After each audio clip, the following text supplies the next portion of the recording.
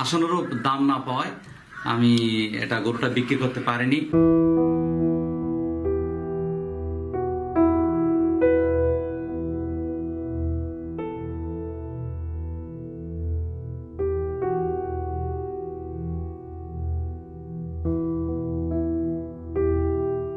হাকডাক ছড়িয়েও কাঙ্ক্ষিত দামে বিক্রি করা যায়নি কোরবানির উদ্দেশ্যে বড় করা শুভরাজের। 4 বছরে তার পেছনে খরচ হয়েছে 13.5 লাখ টাকা।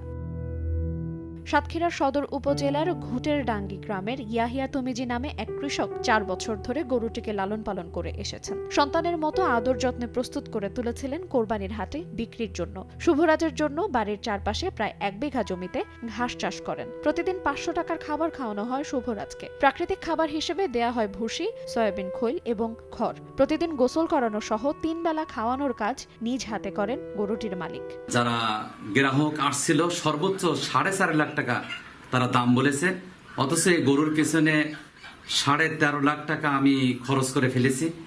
একজন প্রান্তিক খামারি হিসাবে এটা আমার জন্য অত্যন্ত কষ্টকর। অন্তত অর্ধেক টাকাও কোনো গ্রাহক বলিনি। অতএব আমি সিদ্ধান্ত নিয়েছি যে আগামী 1 মাস পরে এটাকে জবাই করে এটা কেজি দরে বিক্রির জন্য একটা সিদ্ধান্ত নিয়েছি। এখন জন্ম সনদ দিয়ে খোলো বিকাশ স্টুডেন্ট অ্যাকাউন্ট। নিজের বিকাশ নিজে কর। সাদা কালো রঙের শুভরাজের ওজন 1000 কেজি। বিক্রির উদ্দেশ্যে এর দাম হাঁকানো হয়েছিল 10 লাখ টাকা। তবে মাত্র 4 লাখ টাকা দাম উঠেছে বলে কোরবানির হাটে বিক্রি হয়নি শুভরাজ। তাই কেজিতে মাংস বিক্রি করার কথা জানিয়েছেন গরুটির লালনকারী ইয়াহিয়া তমিজি। সময় সংবাদ, সাতক্ষীরা।